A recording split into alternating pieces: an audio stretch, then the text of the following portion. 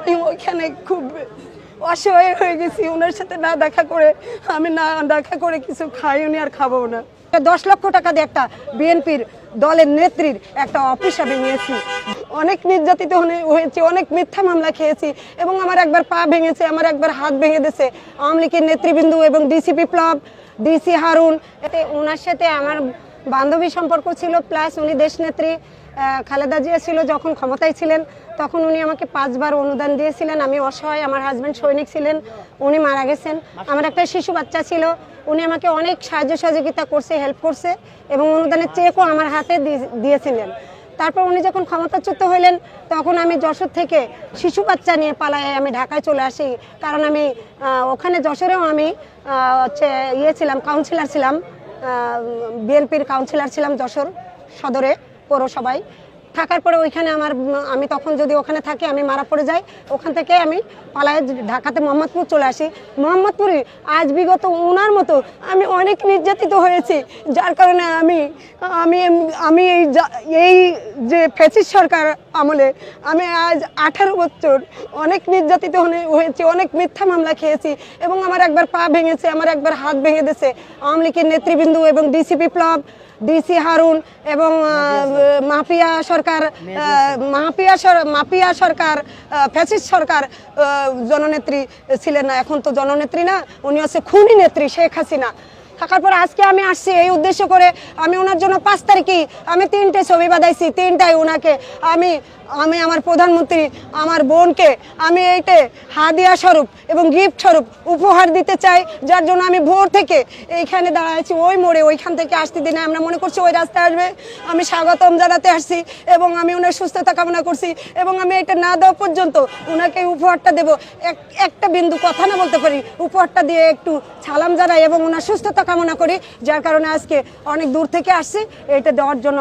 আমরা আবারও খালেদা জিয়াকে দেখতে চাই এবং তারেক জিয়াকে আমরা প্রেসিডেন্ট হিসাবে আমাদের মাঝে আবারও পাইতে চাই এবং তারেক জিয়া আসলে আমরা আরও খুশি হব। এখন বর্তমান যত খুশি হয়েছি তার থেকে বেশি খুশি হব তারেক জিয়া আবার দেশে ফিরে আসলে। দিবেন কিনা আজকে তো দেখা যদিও না দেয়, আমি এই উপহারটা ওনার হাতে পৌঁছে দিতে চাই এবং এটা না দেওয়া পর্যন্ত আমি বাড়িতে যাব না, বাসায় যাব না ফিরে। আমি এটা দেওয়ার পর উনি গ্রহণ করার পর তারপরে আমি ফিরে যাব। আমি পিছনে লিখছি বিসমিল্লাহির রহমানির রহিম এবং লিখছি উপহার এবং লিখছি যে আমার নাম এবং আমার মোবাইল নাম্বারটা, যার জন্য উনি যাতে আমার সাথে আমার সেই আগের স্মৃতি, ওনার সেই 2001 সালে 2002 সালে উনি আমার সাথে সাক্ষাৎ করছে উসমানী স্মৃতি মিলনায়তনে।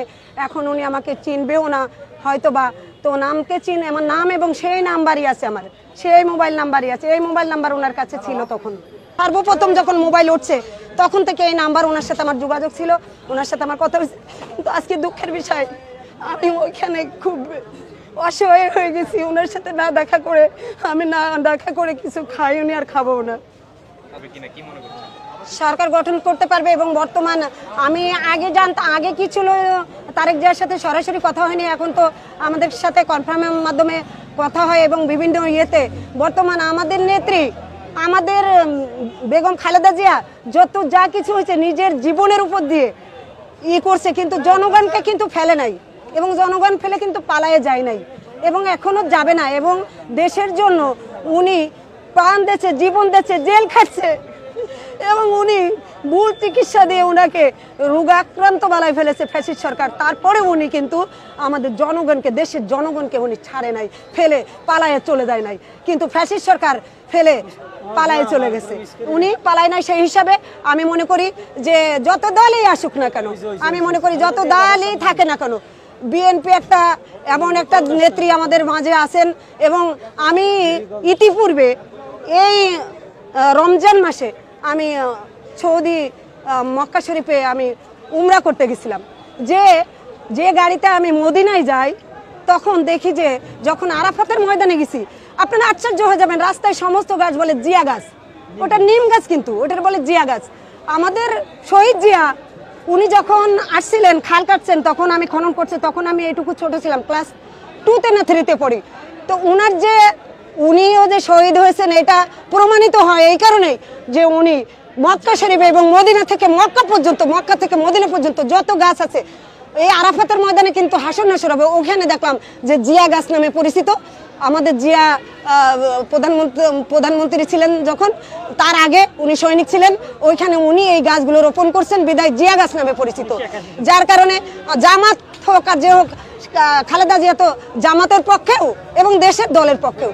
আমি চাই খালেদা জিয়াই দেশ নেত্রী আবারও আসুক আমাদের মাঝে, এবং দেশটা একটা শান্তি শৃঙ্খলা বজায় থাকুক, এবং সবাই আমরা নিঃশ্বাস নিতে পারি। আমরা ঘরে বন্দি ছিলাম এতদিন, আমরা এতদিন নিঃশ্বাস নিতে পারিনি ভালো করে। এখন আমরা কেউ রাস্তায়, হকাররা রাস্তায় দাঁড়াইতে পারিনি চাঁদাবাজের জন্য। বর্তমান হকারদের কাছ থেকে কেউ চাঁদাবাজি করে না। আমি অনেকের দোকানে দোকানে জিজ্ঞেস করি, আপনাদের কাছ থেকে কেউ টাকা নিচ্ছে? বলে না। তো আমরা চাই আবারও বিএনপি ক্ষমতায় আসুক, এই আশা কামনা করে আমার বক্তব্য শেষ করছি। আমি রুবি ইয়াসমিন রুবি, বর্তমান মোহাম্মদপুর থানা সভানেত্রী, বিএনপির সভানেত্রী, মহিলা দলের সভানেত্রী রুবি ইয়াসমিন রুবি।